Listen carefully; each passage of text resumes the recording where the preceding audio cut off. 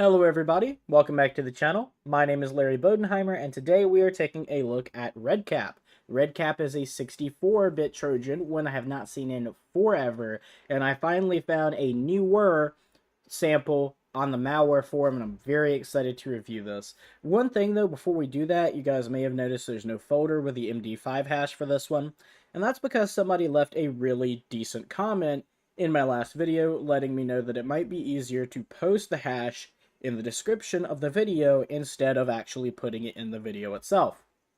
And I'm going to honor that. I think that's a really good idea. So from now on, you guys are going to see the MD5, the SHA-1, and the SHA-256 at the bottom of the description for every video or as a pinned comment. I'm not sure which one I'm going to do yet, but either one will be easy to find.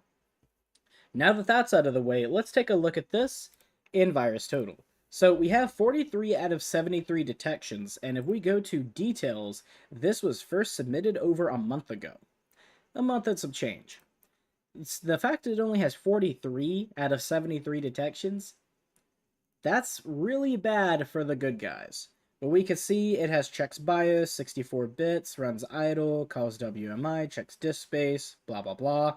Let's look at who does detect this. So we've got Avast, AVG, Bitdefender, glad to see you here, Avira, BCAF Pro.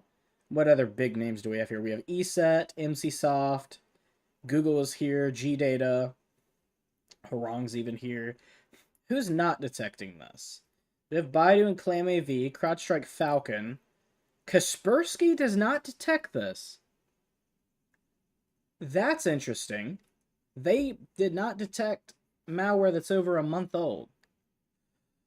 Ooh, okay. If we keep going, I don't see any of the other big names. We have WebRoot here for anyone that uses that. I'm really disappointed in Kaspersky on this one. New malware doesn't have a detection. Unusual, but fine. But this is over a month old, so I'm definitely going to submit this to them after the video. We go to details. Here's your MD5, your SHA-1, and SHA-256. First submission was a little over a month ago. Last submission was today. And that's fine there. We go to relations. We have 4 contacted URLs. However, none of them have any detections. It's just certificate authorities. 4 contacted domains. Of course, again, certificate authorities. 5 contacted IP addresses. And this one has 1 detection. We'll come back to that later. 14 bundled files. However, they all come back as okay or have not been scanned. And if we go to behavior, again, I don't spend much time on behavior, but you guys can pause the video and see this for yourself. We have no IDS rules and no Sigma rules at all. And finally, community. Jaffa has been here about a month ago. Nike Analytics was here not too long ago. Looks like Jaffa's bot actually reviewed this twice, and Pedic was here as well. So now that we've taken a look at that, let's go ahead and look at the properties of this file. So if we click on properties, we go to details. There are no details and no signature, so no extra points there. And finally, before we run the malware, we'll take a look at the open programs. So here we have Process Hacker, Wireshark, Fiddler Classic,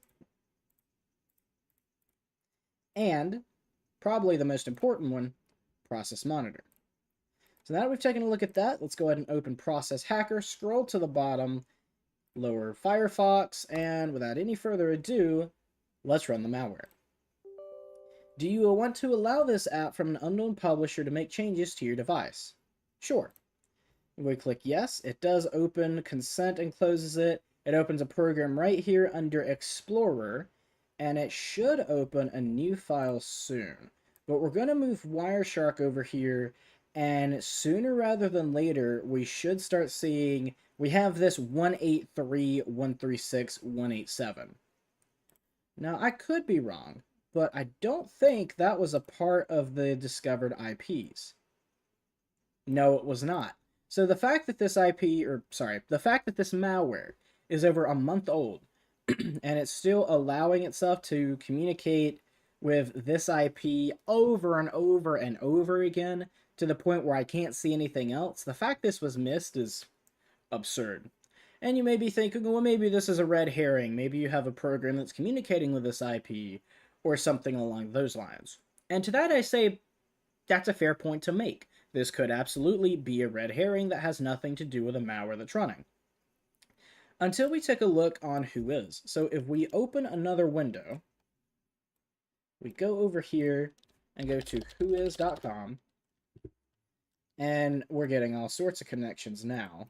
And then we're back to the 183. So we're going to enter 183, 136, 187, 232. And I can guarantee you, I do not have a program running on this device that communicates with ChinaNet-ZJ Hangzhou node network. I hate to break it to you, but there's nothing running on the system that's making all of these connections to an IP in China. So if we try to connect to this directly, I don't think I tried to do this in testing, but I'm pretty sure this is going to give like a connection refused or a timeout or something like that. While it's doing that, we'll look for the other 5 IP addresses. So I cannot scroll through the sources and try to find these on my own. It would take way too long. So we're going to have to do an IP address display filter. So we'll try 104.18.38.233. And we do have some connections. This looks like it's a certificate authority, so no point in looking any further into that. 172.217.214.94. We have no connections with that IP address. 192.168.078. No connections. And the 204 I'm a little interested in. 204.79.197.203. And we do have some connections to this. However, it looks like this also might be a certificate authority. And it most likely is. But either way, it's to Microsoft. So who's detecting that IP as malicious? It's detected as malicious by criminal IP. Okay, well, we're not going to pay any more attention to that. And then 23216, I've got a feeling that this is also going to be either not connecting or it's going to be like a certificate revocation list. And we have no connections to that IP address. So the fact that we're getting all of these connections, if we scroll down, all of these connections to this one IP, and it's not showing up in VirusTotal, I'm certain this is the C2 server. It's in China, which, isn't absolutely, suspicious on its own, maybe. But the fact that it's making all of these connections, like we have over 9,000 packets right now, and we're not, I can't find anything that it's for. If we try to pull up the IP address on its own, and yes, it did say connection refused. So if we try to say, what is this IP? Well, okay, well, that was kind of stupid. What is, move that.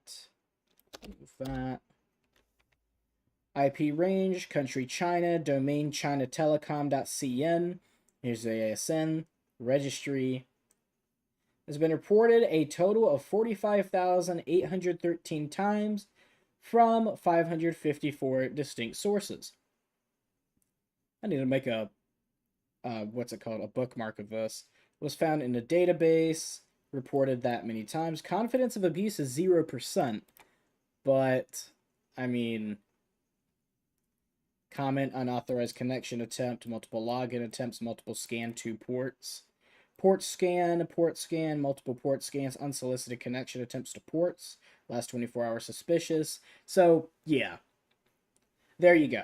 I'm actually going to make a bookmark of this. I think before I make the next video, I'll bookmark some important websites and do another save of the VM. Because that is definitely an important one to have, and one I should definitely make a use of for future videos. But the program is still running. If we take a look in Fiddler, is there anything in HTTP that immediately looks suspicious? We try to connect to that, so these 502s are not, that worrying. And we have HTTP to E6, that's fine. Title service for weather is fine, so nothing immediately suspicious in Fiddler. Let's take a look at process monitor. So the first thing we're going to do is we're going to look up that file name. I am not typing all that. So I'm going to do rename, Control-A, Control-C, and go to filter. We're going to add 2 filters. We're going to do operation is create file. Click add. And then process name is that. enter, enter, and it shouldn't take too long. There we go. We have 4,000 events, and it looks like it's still making more.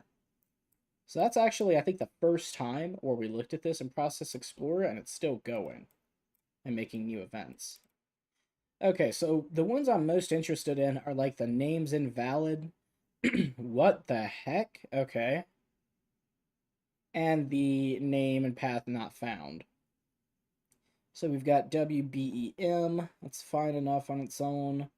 We've got a bunch of name not found. Aggressor.prop. 10-cent files. WeChat files.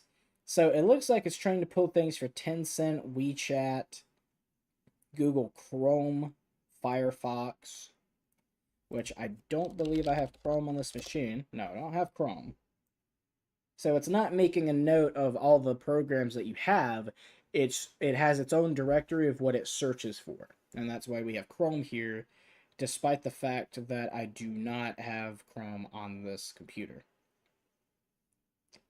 Crashes events. So this is more Firefox. Firefox, Firefox, Firefox, Firefox, Firefox. And it looks like it's actually SourceForge, abuse.ch. It's making a note of my search history, because I've definitely been to these before. I would have used abuse.ch for a malware form, and I would have used SourceForge for downloading Redshot. And then I did Connectivirus Total. It says I've been to YouTube. I may have accidentally clicked on YouTube, but I will go ahead and prove now that I'm not signed in. I never have been signed in. So that's fine. And then we've got more Chrome things here. Let's try to skip past some of these and try to find some more files not found. This is still Chrome's IDB. That's fine. Let's just go ahead and scroll down a little more. Here we go. Is directory. We're back. It looks like it's just running multiple checks in the same thing, which would explain why we're still getting events, because it's periodically checking for new login information or anything else of the sort. Sharing violation, amcache.hive, runtime service.exe, path not found, QQ music service config. Alright. That's not actually checking for much. It's checking a few browsers, and then the browser search history, and then Tencent and WeChat? Which, yeah, I've heard both of those, but I've never used either one. That's interesting. But I'm not seeing that it's creating any additional files, so it looks like all of the work is being done from one file on its own. Which is, oh, it's done. It's gone. Huh, I didn't even realize that it shut down. Interesting. And it looks like we're not getting any more events. So it stopped at app compatibility and the amcache. Huh. I wonder if it errored out and forcibly closed on a sharing violation. That is a possibility. I don't think there's anything else that we could take a look at here that we haven't already seen. We do have more connections, but these are all probably red herrings because the program's no longer running. 64223, that's fine. Yeah, I'm not seeing anything too suspicious. So we've looked at Process Hacker, we've looked at Wireshark, we've looked at Fiddler, and got no information, really. And we've looked at Process Monitor. So the last thing I'm going to do is we're going to restart the machine, and we're going to see if this has persistence. Now, if we look in VirusTotal, this does not have a persistence tag, but last time that I looked for a persistence tag, it wasn't here, yet when I restarted the computer, it was running in Process Hacker. So I think what we'll do is at the end of every video, once we've done everything else, and we've done everything we need with those open programs, I will restart the computer, immediately go into Process Hacker and Wireshark to see if there's any new connections that aren't supposed to be there. And this won't take very long to start back up. Just give it a few seconds and I will log in. I will.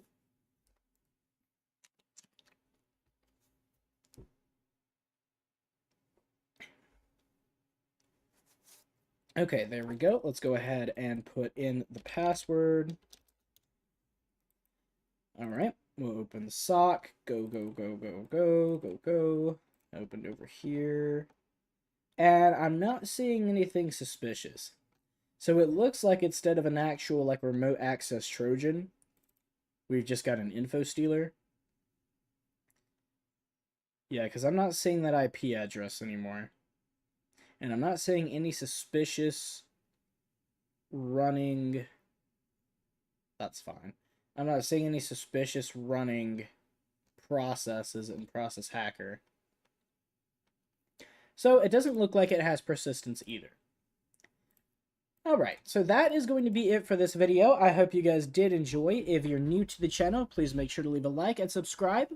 And if there's anything that I did not do in this video that you guys want to see for future videos, please make sure to let me know in the comments. Because this quality of these videos can only improve based off of your assistance and what you're wanting to see. My name is Larry Bodenheimer. You guys have been amazing, and I will see you in the next one.